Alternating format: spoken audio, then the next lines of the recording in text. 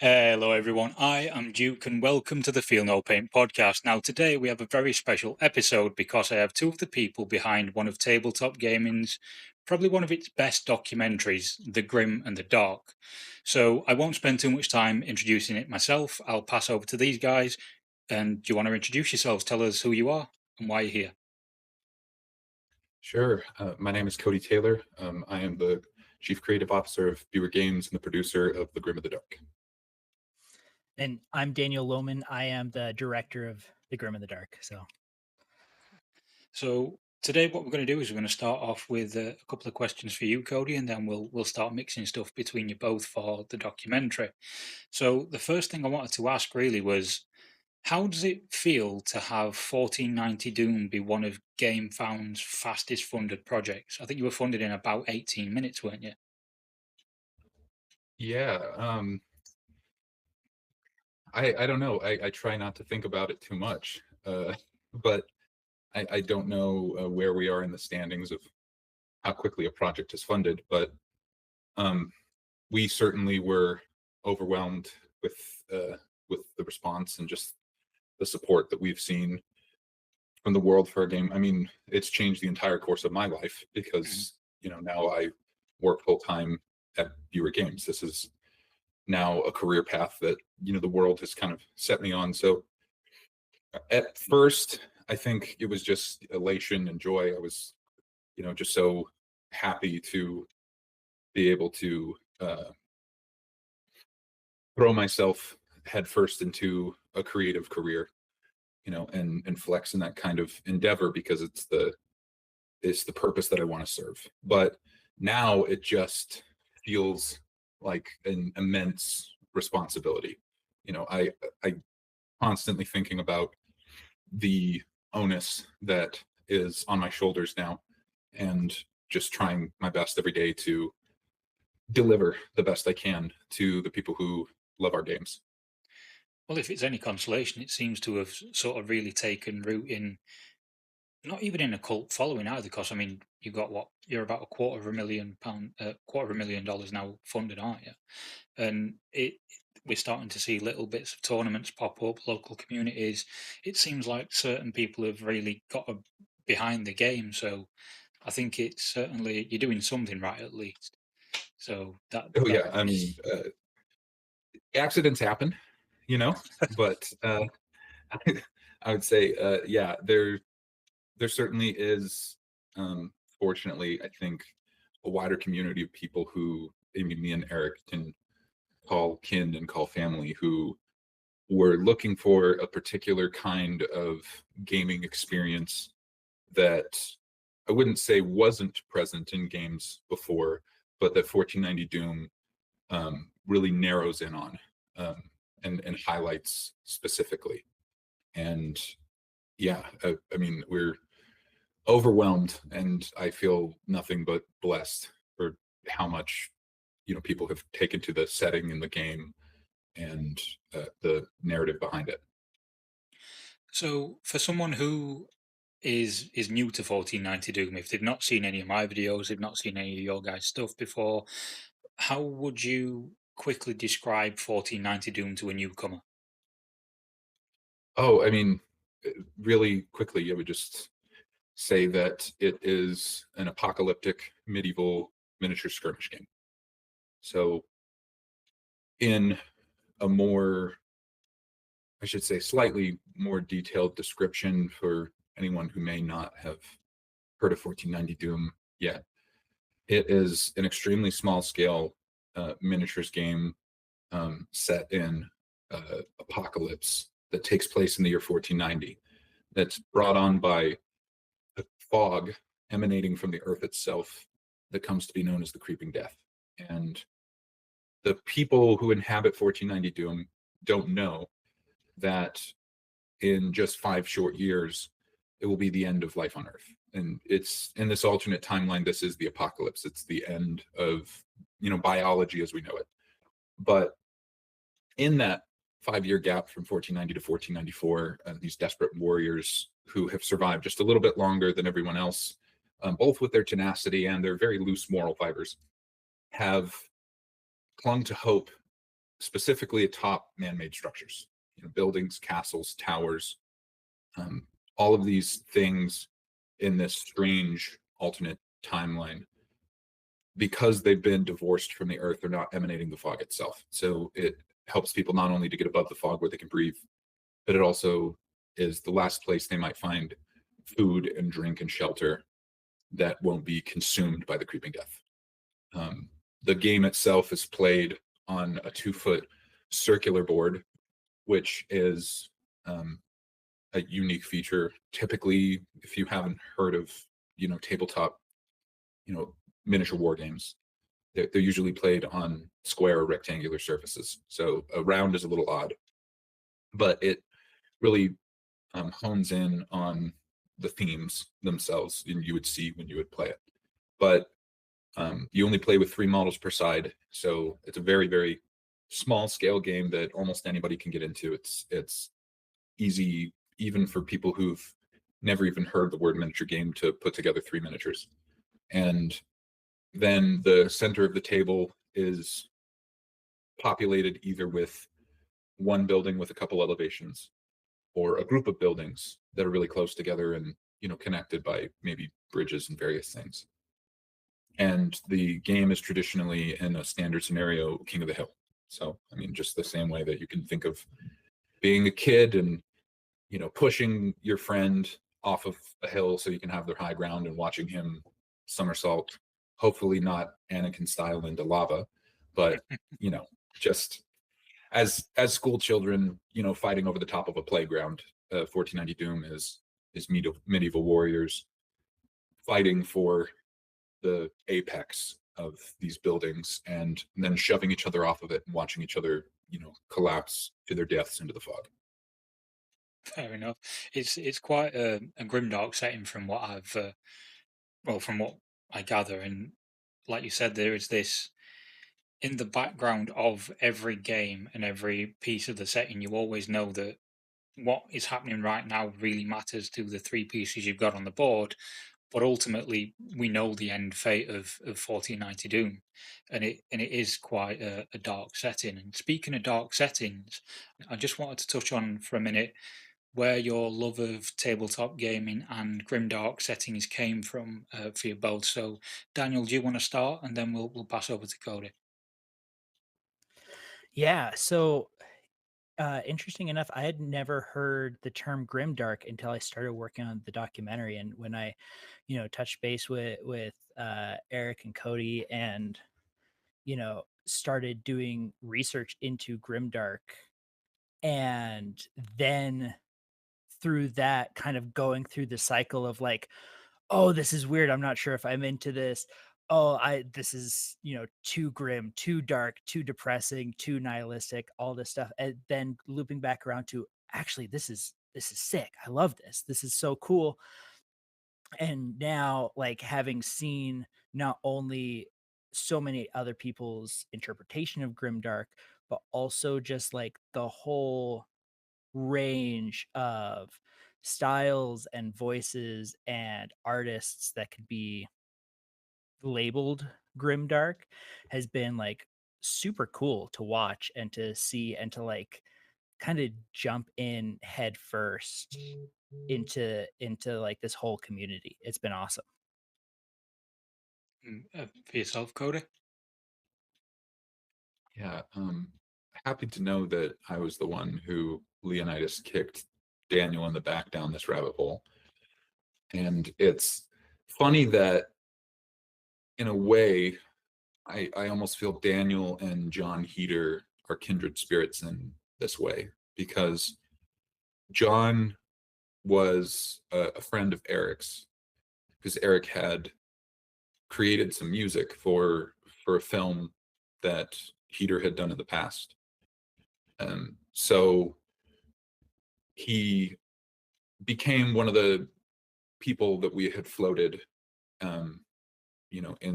in our talks about, potentially being kind of the voice of the documentary, because it was always Daniel's intention, perhaps even because of his own experience, but also because of his great instinct as a director to make this documentary, take place from the perspective of an outsider. Mhm. who is kind of thrust into the world of Grimdark. And I guess I didn't necessarily know until now that Daniel and Heder were both essentially walking that path hand in hand, because he was just as much a stranger to it as Heder was. For myself, obviously, I mean, I'm a little more deep, I suppose, just a little, into the foray of grimdark and miniature gaming. I wouldn't say that the miniatures world, though, was necessarily my first introduction to all that is grimdark and everything about it that fascinates me as a subject matter. I always had a morbid curiosity and fascination as a child with really dark animations and dark fantasy films. I was really drawn to The Dark Crystal. That was one of those films, that all children kind of have this like comfort movie they watch on repeat. That was one of them for me. The Labyrinth, although not necessarily grimdark, definitely had grimdark aspects to it with a little bit more whimsy. And uh, my goodness, I can never undo the horror that is Watership Down. For any people out there, if you have children and you love them, do not show them that film. Um, which is interesting because Watership Down comes from a more Americana type narrative tradition, but just in film just seems so dark and nihilistic for a lot of people, at least for me, I thought. And the old Rankin and Bash uh, animations, I thought the Last Unicorn maybe is not, you know, grim and dark on a whole as a film, but as a child, I was always the most fascinated with like the creatures that were held captive in the beginning in the carnival, or the Crimson Bull emerging from the clouds in the sky. These really, you know, prophetic, but ultimately dark images and imagery always fascinated me a lot. I stumbled into a shop then later, as a teen, and I essentially had already been groomed and primed for everything that is Warhammer. And it wasn't long before I was fortunate enough to crack open the third edition um, book for Witch Hunters, and then immediately afterwards the third edition book for Demon Hunters, and the artwork held within those tomes absolutely set me on a course. And then now in more recent history, I'd spent the last number of years being involved in the Inc. 28 community, generating grim dark settings of my own. And fortunately enough, my partner in crime here at Buer, and also the um, the other producer of this film, Eric Robertson, was kind enough to give me a swift kick in the pants and tell me, if you're spending all of this time, writing games that people enjoy, just as a hobby, you should probably do your best to, start a business and actually write games for the world. So doing my best there. And hopefully, I mean, fingers crossed, my hope is that now I've officially, kicked Lowman far enough down the rabbit hole he's never climbing out. You know, I'm I'm hoping by next year he'll be showing me his army, you know, Oh yeah, and in honest true to God, Warhammer fashion, yeah. half painted next to double the number of boxes that are unopened. Because if he doesn't have at least a pile of shame that exceeds his painted collection by 50%, then we've not succeeded in our mission here. I mean, it's wild because like the first couple of times I was looking at Warhammer figurines and stuff, like going to a game store just at the time just for research and trying to be like, what is this? And now I'm like trying to get my friends into it. The first game I played was 1490 Doom, and so like I immediately took it to my friends and was like, guys, we need to play this right now. and they have minis already painted. We don't need to worry about that. Let's like just play the game. Let's do it. Let's figure this out together. It's been a super cool journey, especially like being hand in hand with people who know what it is from like an instinctual level, that it's just a part of like their life, their style, their, their own artistic expression, that then to then be able to like, I don't know, get get the impression from a person in person and have Mm, that like connection, rather than like just, you type in Grimdark on Google and you have all these articles that pop up, all these book lists and movie lists, and people all arguing about what Grimdark is, versus like actually having somebody who can like show you yeah, instead of just talk about it. Does that make sense? does, yeah. I think, see, I don't know whether I would have preferred to come to tabletop gaming as an adult or find it when I did when I was a kid. Because much like Cody, my initial step into it was around third edition of Warhammer. So I remember all those Demon Hunters books and Witch Hunters books the same as you do. And I think for a kid stepping into it, it's like your first real, apart from Watership Down and all the other movies and things I'd seen around that time, it's your first real exploration into something that is such a divergent thing to what everything else you're seeing. And it draws you into this rabbit hole of, well, yeah, there's something that scratches an itch that not everything else that you're seeing has to be as dark as this, and that's all right. But you don't have to be seeing everything with kid gloves either. It sort of gives you that bit of agency to delve into your own stories and see the world from a different angle. And I liked that as a kid, but coming into it as an adult must be strange because you're looking at all these things and going, at first maybe you don't get it, maybe you're not quite sure what certain things are, what the appeal of it is. It's But dolls for men. yeah, yeah, Let's be honest about it. They're dolls for men. Beautiful, worthy of respect, but they're dolls for men. yeah, exactly. And yourself, Daniel, how was it coming into the whole world of tabletop gaming? When was it easier when you had a load of people that knew what it already was, or was it that sort of slow pulling you in sort of thing? So I think it was kind of a combination, because I had such a like, because I was working so closely with like Eric and Cody, I had already kind of this built-in system of like, okay, I have people who will play the games with me. I don't need to like go out and find a group, right? I Right. already have kind of some people who are willing to explain some things to me, that if I don't understand them, I have, friends that are already in the space. But then like specifically for like playing the games, that was such an invaluable experience to have somebody who is like, this is just how you do it. Here, let me show you, let me ease you in, let me explain these rules in a way that you'll understand, and then like help you also understand that this is a foundation for other games. Other games will have different mechanics, but they'll be similar in structure. It's, and like I had played D&D before, and that's like very much, a lot of people talk about like theater of the mind, that kind of a thing. And so when I first tried like 1490 Doom, or like even looked at what Warhammer was, I was like, okay, so this is like D&D and Risk mixed together with more rules.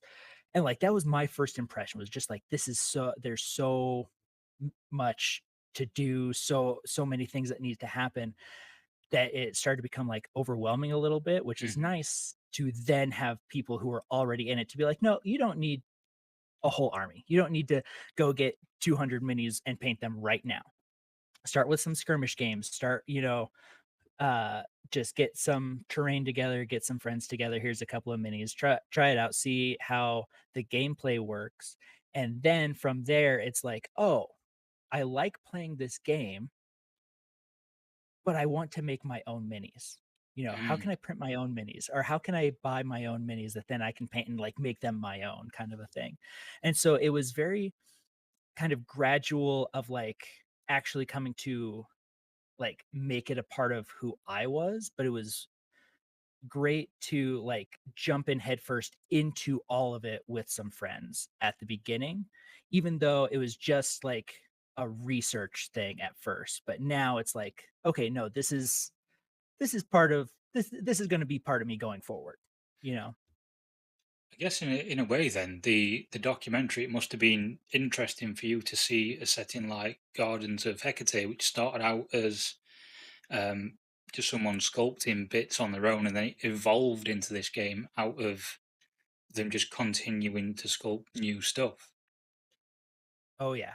Oh, and like that art, Gardens of Hecate is just, I'm sure I'm mispronouncing that, but it's just so awesome to see like these little figures and all this sculpting that goes into it. But if I would have seen that, you know, day one, I would have bounced off completely, right? Mm. I would have been like, this is, what kind of weird, silly people are, is, you know, what kind of group of crazy people is this, right? But now having it be in context, like it's so much more impactful, so much cooler, and so much impressive to take a look at, you know. Yeah.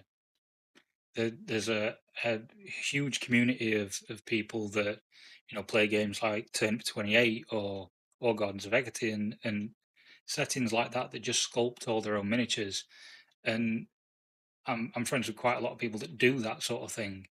Um, there's I get what you mean about it being this. If you'd have seen that first, you might have stepped away from it because there's a definite type of person that they're very creative people, um, but they're not necessarily the ones you want to jump straight into. They're a bit deep end in terms of wargaming, I would say. But you know, how for yourself, how did you actually get involved with the Grim and the Dark as a documentary then? Because you said about your involvement with Eric and Cody and how they sort of pulled you down this rabbit hole a little bit, but how does that conversation happen of actually we want to do a documentary on this and we want you to come on board as a director? Yeah, so it was kind of this amazing weird set of circumstances. So I work full time as an in-house director for Trademark Films, Hmm. in-house director and editor, and I was just finishing up a short film about a social media influencer in New York, named Big Time Tommy. And Eric, along with all of the other amazing things that he's done, also is the one of the creative directors at Trademark Films, and he came in and was had so many ideas for new projects. We primarily focus on documentaries, and we have, you know, a few teams that work together. And Eric comes in and he's like, you know, I guess he was talking with Cody about some ideas as well. He's like, we should make a documentary about the artists, you know, around the around Grimdark, around Warhammer, and like that space of tabletop gaming. And they were like, hey, you're here, you're available, let's talk about it and try to plan this. And I man, that I remember our first like pitch meeting where we're just all sitting together in the office and being like, okay, what is this actually going to look like? What is Hmm. this actually going to be? And Cody happened to know a lot, you know, that whole world better than me and Eric would. And so he ended up being our contact of like, okay, who can we talk to? Who can we get in with? Who's willing to meet with us, and, you know, reach out to people and schedule things. And then my job was like how do we turn all these disparate elements of sculpting and painting and artists and designers and gaming and companies and individuals into a cohesive story. And um it was originally, the pitch was just like, do a documentary about grimdark art, grimdark artists, grimdark art, the space. And I was like, okay, that could be cool, that could be interesting, specifically as like a niche thing. But when I'm looking at, day one, grimdark stuff, I'm not sure exactly how to present it in a way that would bring in just a normal audience member, somebody Mhm. who's not part of the space. I was like, and so my big contribution was thinking of like, hey, instead of having it be a documentary about grimdark, let's have it be a documentary about someone discovering grimdark. Let's have it be following somebody down this rabbit hole and figure out the best way to navigate through just this winding road of amazing, confounding art, you Mm. know? So, one question I do want to ask you both, and we'll start with Cody first on this one. We- The documentary takes you from Europe all the way over, sorry, from America all the way over to Europe, and you speak to a lot of people on that journey. Is there one thing that you would have wanted to include but you had to cut? Ooh, um, man, that's tough, especially given Daniel can tell you a lot more about the hundreds upon hundreds of hours of footage that he had to go through in order to compile this film. Because it was a titanic editing effort on his part to have this film made, given just how much content there was that we could have pulled from. And I think he did an incredible job of distilling exactly what it is that Grimdark is or need to be conveyed. As some have said, the film is not necessarily a definitive deep dive. No. It's not.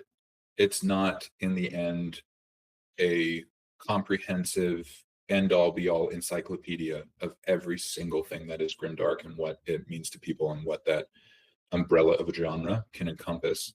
It, I think, does a great job though of leaving people with what I hoped for when I was young, which was just enough of an understanding to be able to instinctually know what it is um, that is included in the umbrella of Grimdark, but also to have an instinct of what makes Grimdark great to some people. So, as far as the film that we presented and what we actually filmed, I don't think that there's anything that I would say got left on the cutting room floor that just broke my heart, except for one interview that you never got to see because we didn't have audio. It was filmed and the mic didn't work, so we weren't able to include it at all. That was a crying shame. Shout out to all of my friends at the Hype Scum podcast, because all the guys at Under the Dice delivered an amazing interview about what it is to build a community in Grimdark, and we weren't able to use it because there was no audio in that footage. But I will say that I wouldn't say it's a regret, but that this film is in no way resemblant of the film that I originally had pitched, I guess, because how this all got started was through Eric just having a really frank conversation with me when he started as the creative director at Trademark Films. He realized suddenly that his job at Trademark was not necessarily to govern specifically, inch by inch or pixel by pixel what content ends up in films. His job was to produce great ideas, to be a wealth of films, and that he knew he had to entrust in his team people like Daniel and Christine, who did incredible work on this film, to deliver the films themselves, but that much of the impetus for having the launch fuel to make a tremendous amount of films to fill Trademark's library with quality content, it was on Eric's shoulders. And it's not that the other responsibilities of Trademark aren't a great weight or responsibility, but that's a very different kind of weight and responsibility than many creatives are used to. And I was just over at his house when he had told me about how he had accepted the job and he was really excited, but that he just said that I trust you as a creative and a friend, and he asked me if I could make a documentary or make documentaries, what might I make? And there was a couple ideas that we threw around. There's other ideas that we talked about that night that they're working on currently that Trademark is working to make into films, or that might be on the horizon. But the one that I had pitched that eventually became the Grim and the Dark wasn't about Grimdark as a genre necessarily. What I had originally pitched, because specifically I had a relationship with a lot of the people that would be involved in the film. And as all good filmmakers know, you should write what you know. It's a fool's errand to try to craft, a film based on a whole bunch of genres and subjects that you have no business talking about, and this is something I know in and out. But the focus of that original pitch, or that original film that I guess I originally wanted to make, would have looked at the world of Grimdark, both in art and in miniatures and in film or what have you, but quickly, narrow down the funnel to John Blanche, very similar to the way that it does in the film now, but with an added focus on how the Grimdark movement in miniatures, in a strange way, kind of evolved from the Blanchitsu articles that were in White Dwarf. But that what most people don't know is that those Blanchitsu articles largely, for the most part, are a collection of miniatures that were made by friends of John Blanche just before Ink 28 settings. At the end of the day, like, a tremendous amount of what's contained in the impetus of the Blanchitsu movement, the Ink 28 movement, this Grimdark movement that has slowly grown over the last decade or so. It all just started with, for the most part, just like 10 friends spending a year to make a couple models and get together and tell a story. And I don't necessarily regret that film not being made, because this genre, this tapestry, the word Grimdark, is such a loaded thing, and it was, I think, the reins over that ox were far too long and wide to be contained just within that. But there is a part of me who really would have loved to connect this large, overwhelming thing to that, just those couple of small little intimate events with a couple friends of John's, just doing their best to make some good art and play some great games and tell some great stories. I think that's very much sort of, in a way, it's the journey of most people who play tabletop as well, isn't it? Because you have your group of friends that you'll often meet up for games with and stuff, and you're always sharing ideas on how to paint this thing or how to do that, or how they might have sculpted one thing or another. And that sounds like it would have been a good exploration of that, and how that dynamic occurs and things, and how it can grow into something much larger. I mean, that's how some of the biggest events that we have in the UK, at least, has started to come to the fore, and how they started as a kitchen get together, and then they grew into a big event and stuff like that. So I have a whole company based on that. yeah, Um, so I know exactly what you mean. yeah. So it sounds like it would have been a tabletop documentary for tabletop players, but not necessarily the, like you said, the way it came out was very much a journey into tabletop for someone who was on the outside of it. And what Which about? is good to make a film that serves those that aren't initiated, to make a film Mhm. that anyone can partake in. I think it was absolutely the right choice in the end, and Daniel did an incredible job with it. So much so, I'm excited to hear if he has any regrets about what may or may not have been cut from the film, because one, he had to do the cutting, but two, just the film that came out the other side. I don't know how anyone could regret it personally. And so, Daniel, if you want to answer that, then Yeah, I it's been such a journey from the beginning to end that like there's of course things that we had discussed at the beginning that I wish could have been in there, right? One of the if I'm being honest, one of the hardest things that I had to cut was parts of John Blanche's interview. Like that's if we had enough footage of John Blanche that if I just let it run, it'd be longer than the total length of the movie. And it's like I had to sit there and be like, okay, what can I even attempt to cut out of this? And it turned into trying to figure out the best way to not only get the information across, but also just like show or try to show, because I don't know if it can ever truly be done, but try to show what it feels like to sit down with somebody who's truly a master of their craft, right? And just get the feeling of like being in the presence of a master artist, right?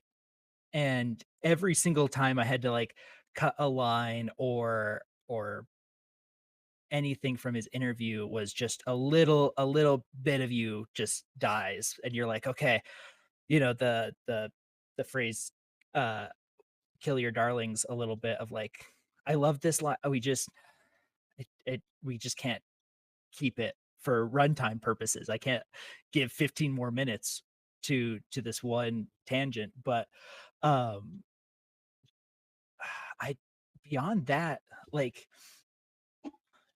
kind of an interesting byproduct of documentary filmmaking is just that you have a plan going in.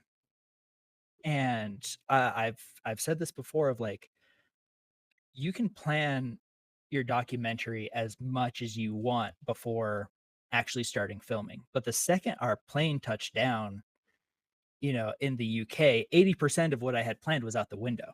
And it was like, okay, now we're doing it. We're making this thing. And so like, yeah, there were some things that we had planned, some interviews that we had planned, and some um like I don't want to say set piece, but like these moments that we had ideas for that ended up not necessarily being cut, but just shifting and morphing and moving around.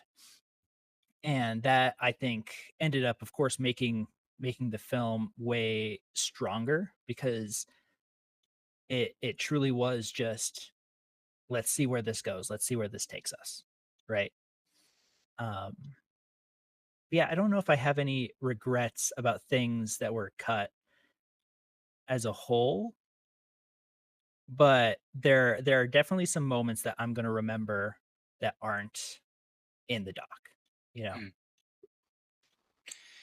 So you mentioned a minute ago about touching down in the UK and things, and obviously to see John, you'd have come to the UK, and across that whole journey from US to Europe, was there were there any moments that stood out to you as obviously apart from meeting John, any interviews that stood out as, oh, that one was a bit of a special one, or that one was something I really want to include in the edit? Oh my goodness. It's so it's such a weird experience for me. Hmm. This was such a weird experience for me because I was also primarily shooting it myself. I was manning the cameras, doing all the audio. And so there were some interviews that I don't really remember being there because I was so focused on let's make sure everything's like in focus, or is the audio peak. I was like focused on the technical stuff that it wasn't until like a couple of weeks later after we had come back home and I had sorted through all the footage and was just like watching the interviews. I was like, wow, that's incredible. That has to go. That has to be part of the doc. Why? That's awesome. I can't believe I forgot that we talked about this. Or like, um, You're all like, there, thanks for capturing that, me. And you're like, yeah, you're welcome, me. exactly. Like, oh man, I'm really glad we got that. Whoever was filming that was really on the ball. I'm glad we had them. Uh, or like, I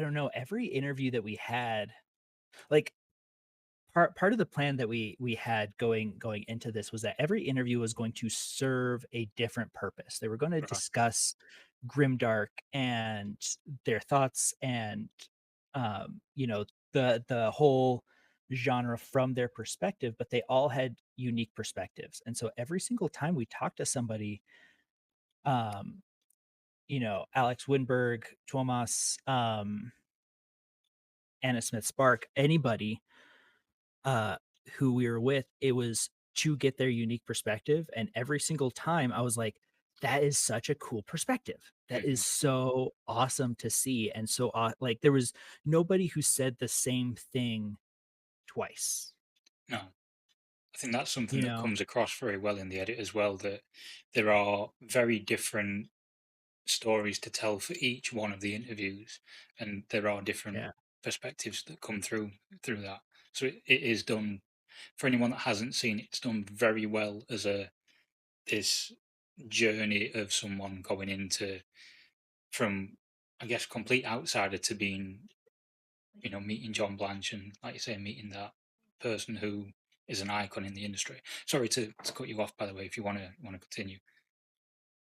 No, I appreciate that. You're very kind to say that because it's it was a full year of our lives that you spend. How long were we traveling for? Was it like a total of like 2.5 3 weeks? So we traveled for 10 days and we went through Finland and both England. And then it was 3 or 4 days of travel in Texas. Oh yeah. And So yeah, yeah, in that time you capture plus some interviews, people we couldn't meet in person but that were kind enough to talk with us online. hours and hours of online footage so that we could include a lot of folks who weren't in one of those three locations. Because there were a lot of great voices where you guys continually mentioned Gardens of Hecate, which is Anna, who's in the film as well, pretty early on. Johan, Jesper. There's so many incredible people in that film who were just collated through hours and hours of just essentially the equivalent of FaceTime. You know? And they all just had such beautiful unique perspectives, and every single time that I was like, oh man, I really wish that we could use this and turn it into like transition into topics, into a different topic. If I went back and watched another interview, we'd find it, and somebody had said something that works great, that it just was able to work. And yeah, it's, I think for me, every interview was special and unique in ways that I wasn't even expecting. I was expecting like, you had kind of some of the questions in your head of like how the beats that you wanted to hit with this interview, and a lot of times we hit the beats in ways that I didn't imagine. And Mhm. Jon Heder is just such a personable, great, funny guy, and was able to get everybody, relaxed and just talking about the things that they loved. And he was able to like just lead the conversation that I very rarely had to be like, oh yeah, I guess we should talk about, sculpting, or I guess we should talk about painting or that kind of thing. But usually it was just, we're going to talk to people about the thing that they love, and the conversation is going to flow naturally, and we are going to get some of the best thoughts on film. It's going to be great. Honestly, like, I don't think it'd be overstated enough just how perfect Jon Heder was for this film.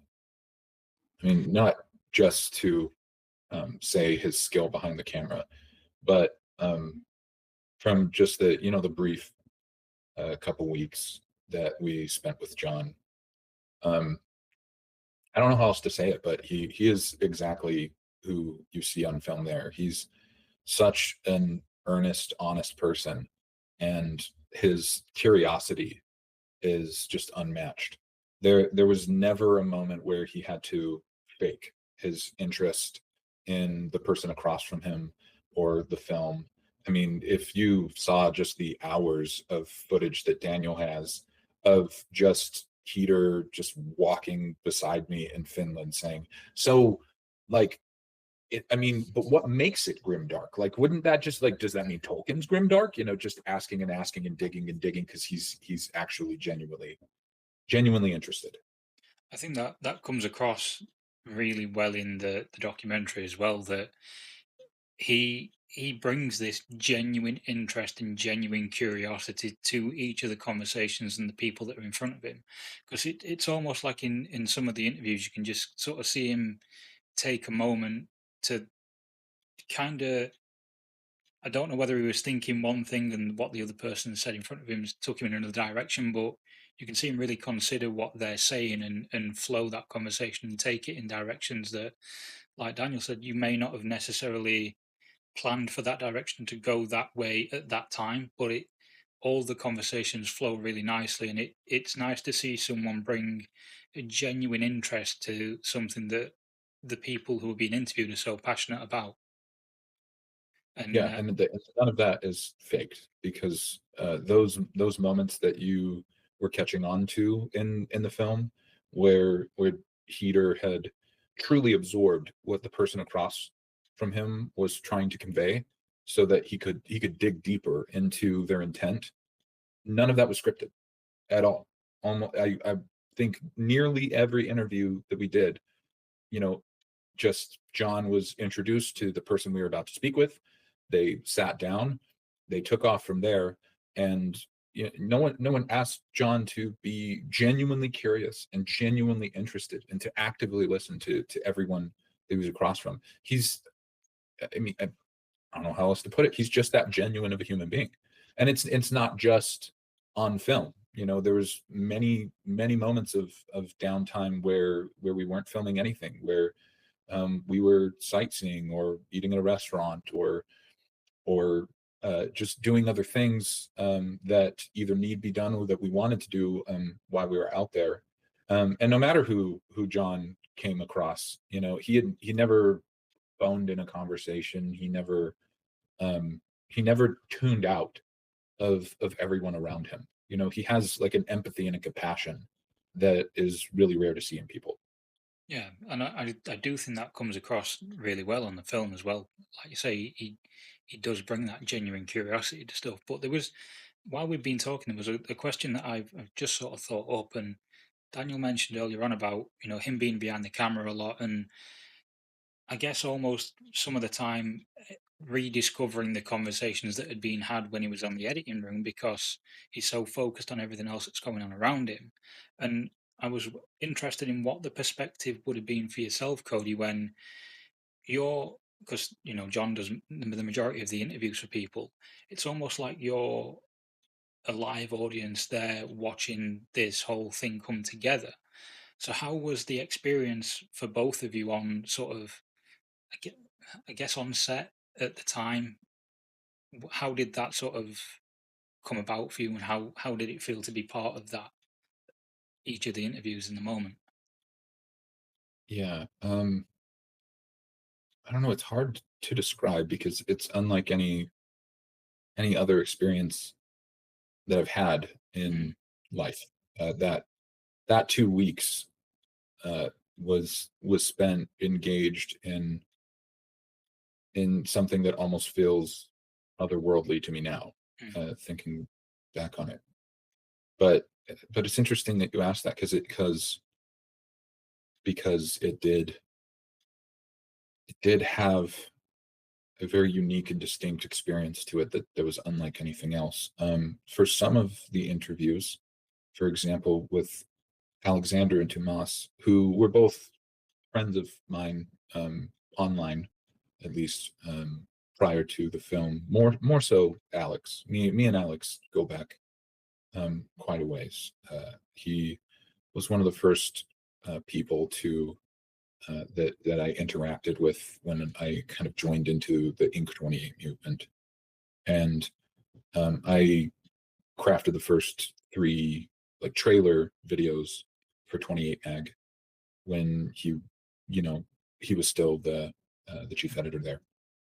And so in that particular room, it was a little bit different because I wasn't actually present. I wasn't necessarily what you would call a live audience during those interviews.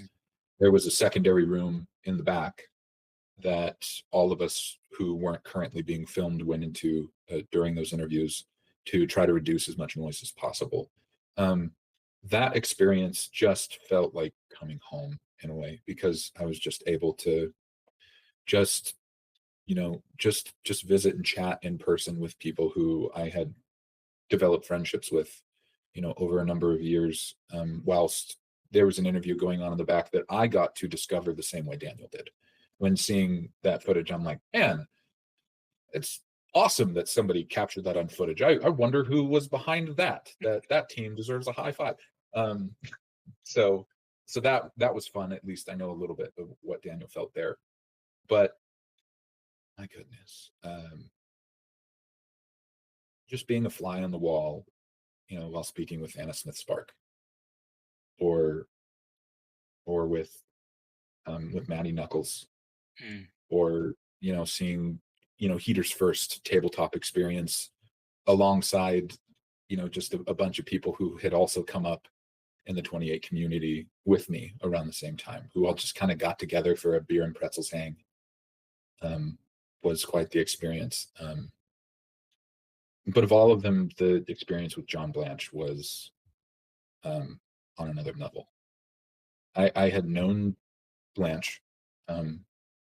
We had been friends and talked online through Facebook about the same amount of time as I've known Winberg. So my goodness, it's probably been 7 or 8 years now.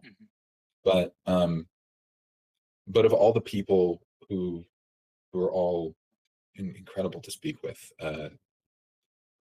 John was just a childhood hero of mine. He's just someone that I had always lauded in such high regard, because I had always just felt that his art had touched something otherworldly, and had really served the muse in a unique way that won't ever be replicated. And there was something so special about just seeing how human he was.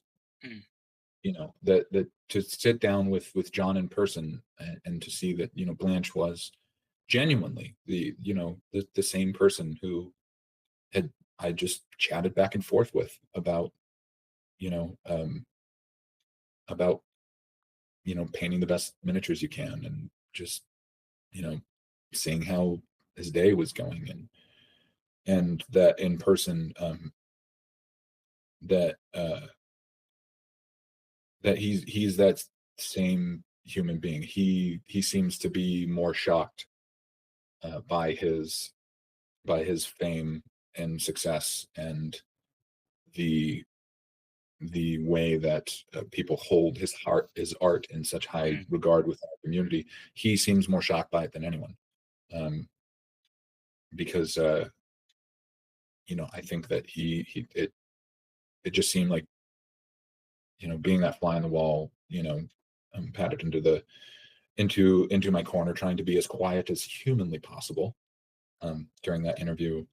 It was just really apparent that that just like everybody else, Blanche was just doing his best. He just wanted to serve, and he just wanted to make the best art that he could, and go on that very, very personal journey that every artist does. And it was haunting. I felt like I was having an out-of-body experience in that moment.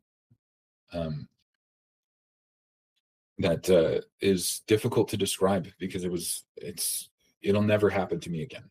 That trip and being witness to those interviews, although I don't want to be hyperbolic and make it sound as if we had accomplished something for all time and it was the most important thing ever done.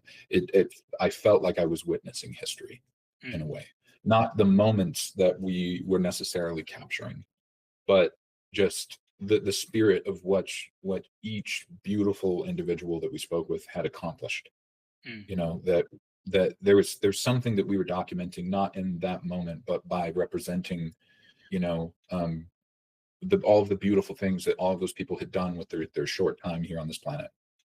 That felt as if I was standing over a historical event.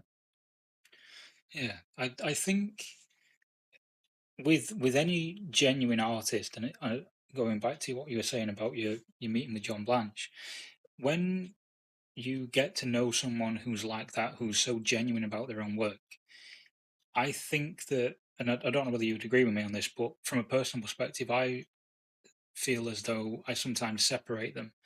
And there's my friend who does X, and then there's this incredible artist. You separate them in your own head, and then when there's a point they converge, it's like it's such an odd experience for you. But because they're so genuine in their work and so genuine in their passion for it, they genuinely don't actually understand why people are making a fuss about it. Just because it's such a normal thing for them, or it's the thing they're passionate about and what they do. But it's almost like they make a disconnect in their own heads about, well, they're passionate about it, but nobody else is, which is often not the case. And yeah, I just wondered what whether you would agree with me on that one, because I do feel like there is that disconnect for certain people. Yeah, there certainly is, for many folks. Being an artist myself, I think I also understand the experience and the flip side of that coin.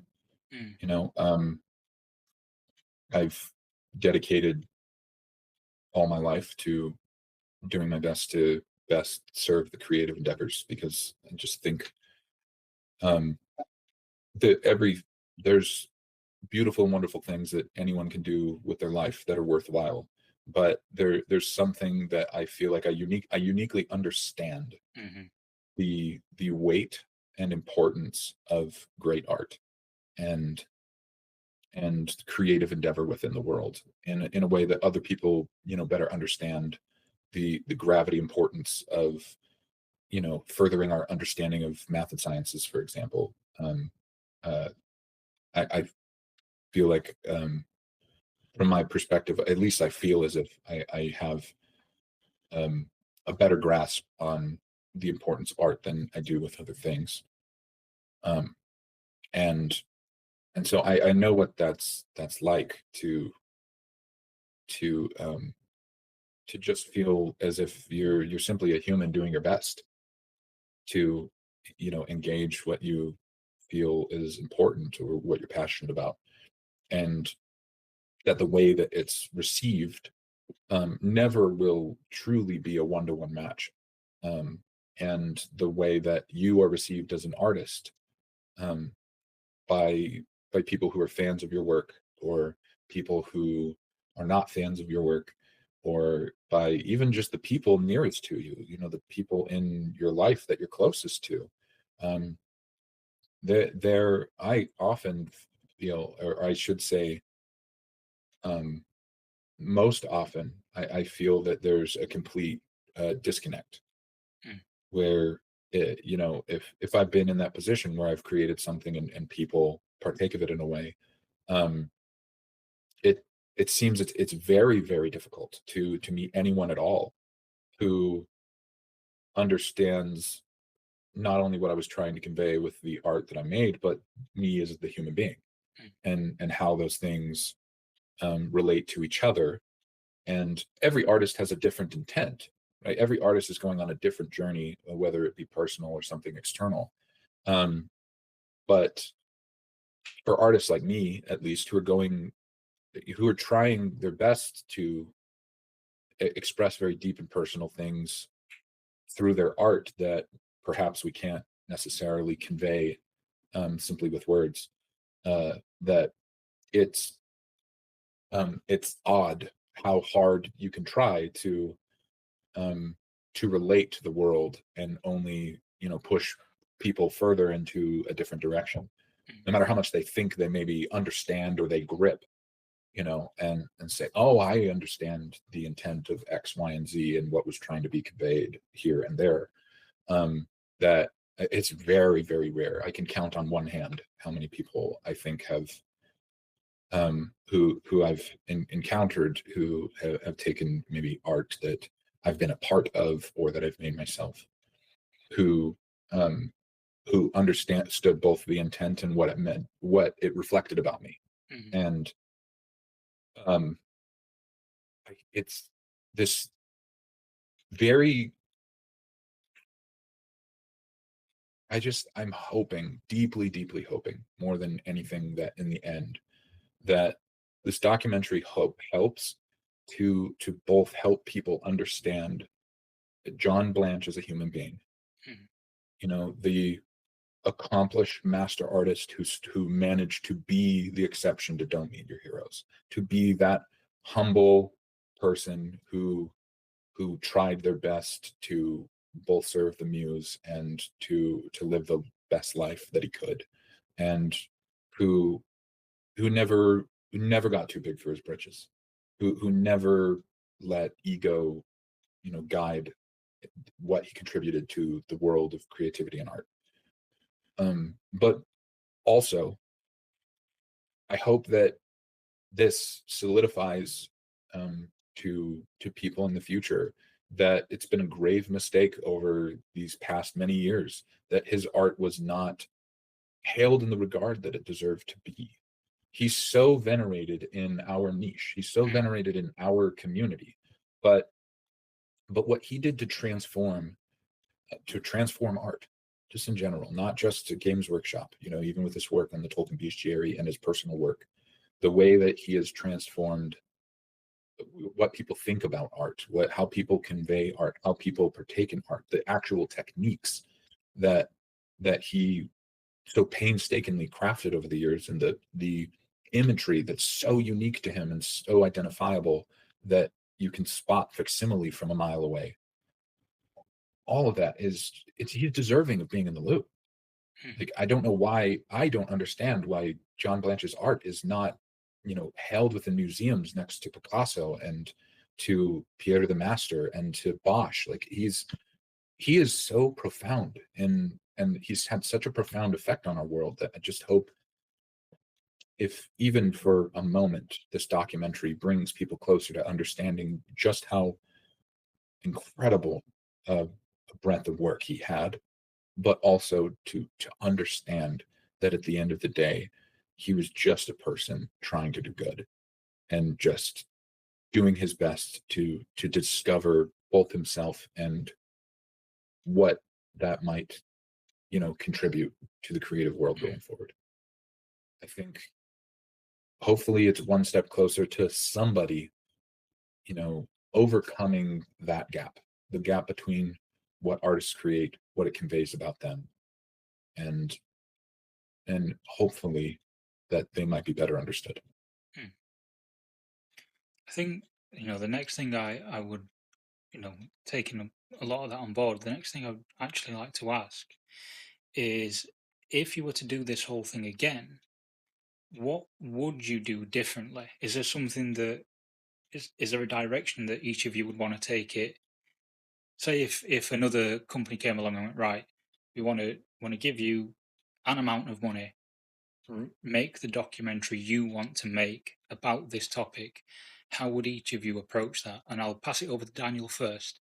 and then we'll come to yourself, Cody. If I were to make, I don't even want to say like this documentary again. If I was to make something like the same topic Mhm. of the documentary, what I would want to focus on to make something that drilled down even further into why somebody enjoys and participates in the world of Grimdark. I Mhm. think I would want to make a much more intimate documentary about somebody's like one artist or one person and their experience of creating in the space over the course of the documentary, whether that's like some following a sculptor as they are making a series of minis, following a game designer as they are designing a game with, you know, their artistic intent going forward with the project, and how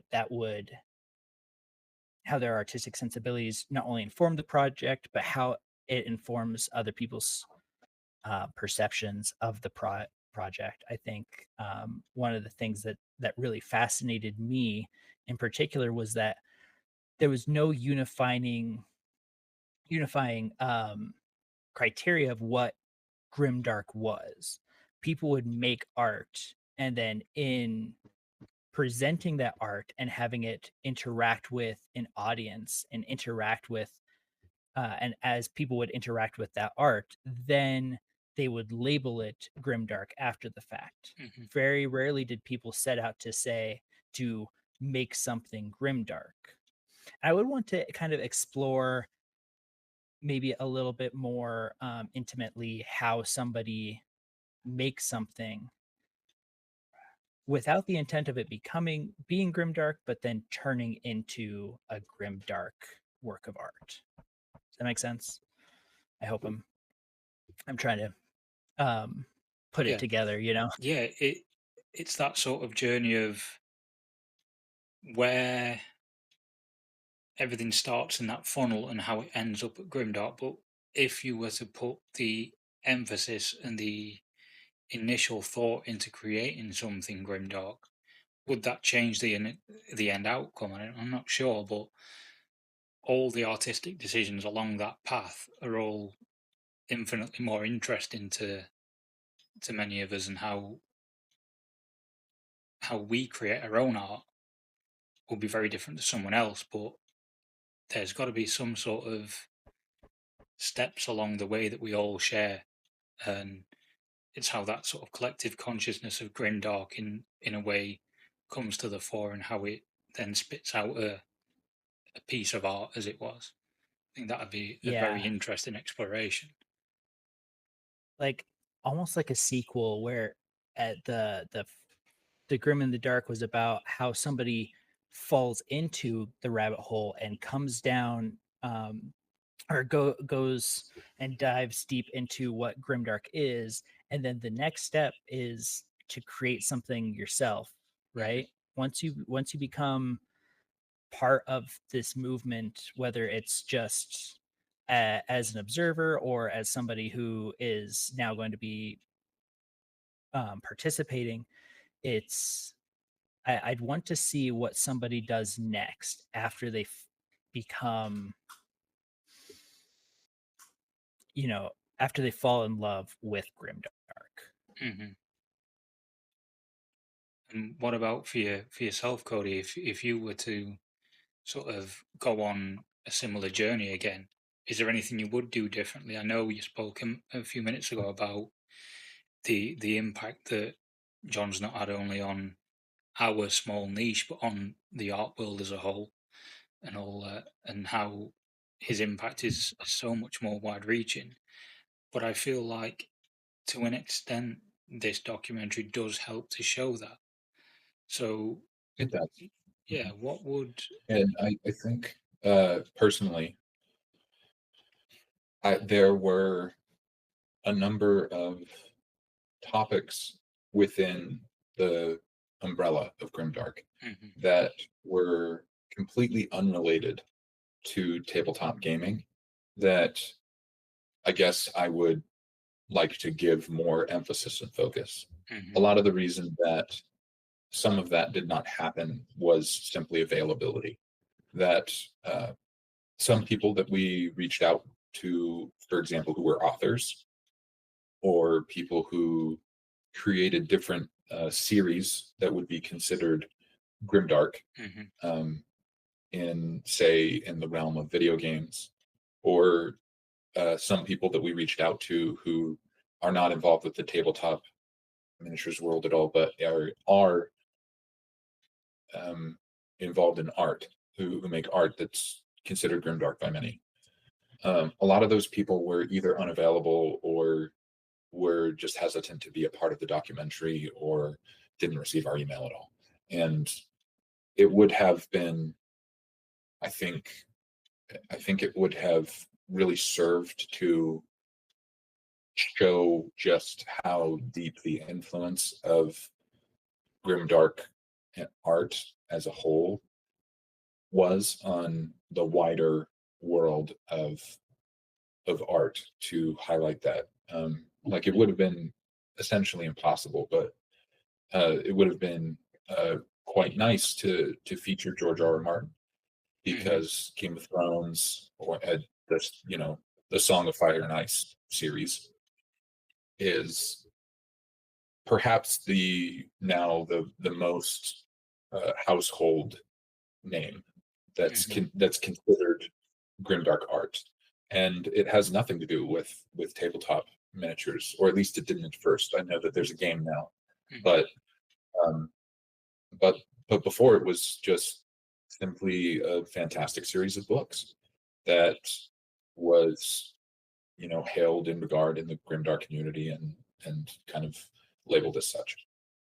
But there was a lot of things like that, a lot of other authors that we would have liked to include, other artists we would have liked to include, who didn't even know who John Blanche was, and that would have been, I think, the only thing that I think would have, if I was to do it all over again, that's what I would. I would do what I can to make that happen. Mm. So before we round things up, so we're coming up to nearly about an hour and a half now. What's one thing that we haven't mentioned or haven't spoken about that you two would like to talk about? Is there one topic that you want to touch on that we haven't already?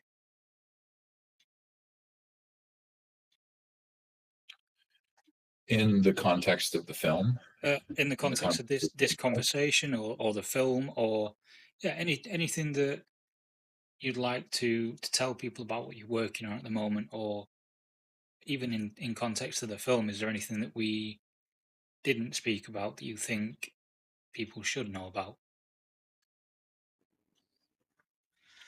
I think no, at least for me, one of the things that I notice is from like a filmmaking perspective, there is so much that goes into actually making a documentary that Hmm. you can't just do it yourself. And so I really want to like, shout out all the people that were not only willing to talk to us, but were willing to donate their time, their energy. People who didn't end up in the doc, or people whose art we were able to they let us use for different sequences. Our you know the amazing team at Trademark Films, like my assistant editor Christine Knight, she did a fantastic job helping me to like sort through all the footage and to really shape the story into a cohesive way. And Cody and Eric just being able to give us access to this amazing niche world that otherwise we wouldn't have been able to, Hmm. without you know the team that we had behind the film as well, it wouldn't have turned out the way that it did.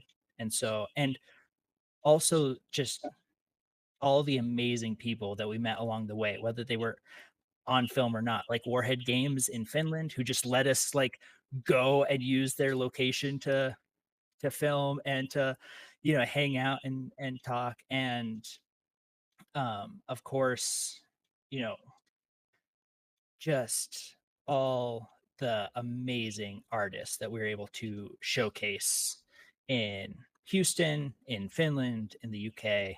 They're all amazing and they all deserve to be recognized. And I just am eternally grateful to those people for letting us do this project. It's been awesome. And for yourself, Cody, do you have anything to add, or? I mean, I think Daniel certainly sums up, you know, how I feel about the film, uh, because you know, I also think that we owe a great debt to all of the incredible artists and personalities that lended their talents and their voices to hopefully give a little bit of weight to um, just what is so morbidly fascinating and delightful about the world of Grimdark.